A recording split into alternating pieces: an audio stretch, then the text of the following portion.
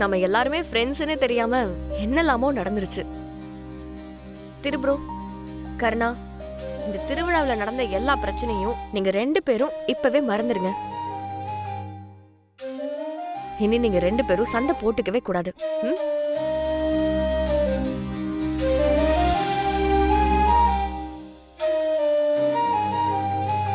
ஆமா, நல்லவங்க எல்லாம் ஃப்ரெண்ட்ஸா தான் இருக்கணும். திருப்ரோ, நீங்க 2 பேரும் கை கொடுத்துக்கோங்க.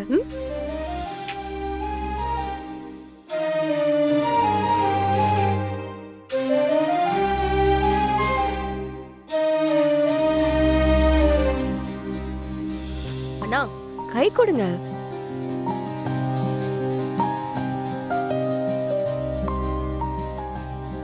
நீங்களும் கை கொடுங்க ப்ரோ.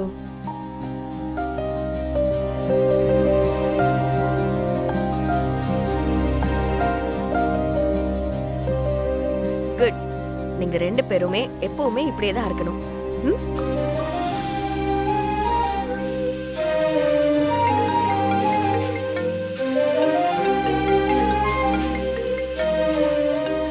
சரி, கிருபாண்ண கூப்பிடுறாரு, நான் அப்புறமா வரேன். தங்கச்சி, நான் வரேன்.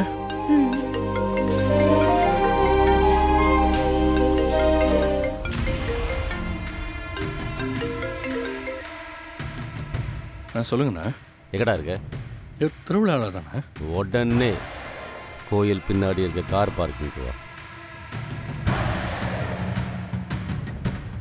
உடனே அவர் சொல்றாரு. என்ன பிரச்சனை?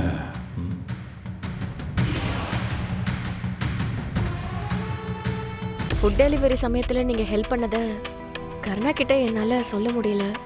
நீங்க தப்பா எதுவும் எடுத்துக்காதீங்க. இட்ஸ் ஓகேங்க. இப்போதான் நாங்கள் 2 பேரும் ஃப்ரெண்ட்ஸ் ஆகிட்டோம்ல. இனிமே என்ன ப்ராப்ளம்? திரு, நான் பார்ல வச்சு ஒருத்தர் அடிச்சேன்னு சொன்னல, அந்த வீடு இந்தோட வீடு தான். அங்க நாங்க சின்ன வயசுல ஒன்னா விளையாடி இருக்கோம், ஒன்னா சாப்பிட்டு ஒன்னா தூங்கி இருக்கோம். அது இந்து அம்மா ஞாபகமா அவளுக்கு கிடைச்சது. அந்த வீட்டை தான் அவங்க பார் ஆக்கியிருக்காங்க.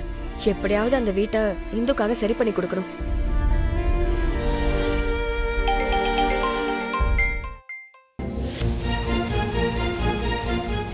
சொல்லுங்கய்யா. உன் புருஷனுக்கு வந்த உயிராபத்தை பத்தி உன்கிட்ட ஒரு விஷயம் சொல்லணும்.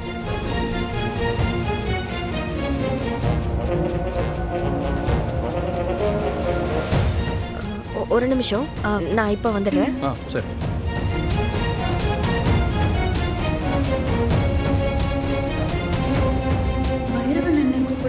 அக்கா, அக்கா, நீங்க பேசிட்டே வீட்டுக்கு போங்க, நான் வந்துடுறேன். ஓகே. சொல்லுங்கய்யா, ஏதாவது பிரச்சனையா? நான் உன் புருஷனோட பிரசன்னத்தை பார்த்துட்டேம்மா. அதுக்கு தான் நான் ஃபோன் பண்ணேன். ஐயா, அதான் திருவிழாவே முடிய போகுதே, இனிமே எந்த பிரச்சனையும் இல்லைங்கய்யா. நானும் அப்படிதாம்மா நினைச்சேன். ஆனா சோழி வேற மாதிரி சொல்லுதாம்மா. என்னங்கய்யா சொல்றீங்க?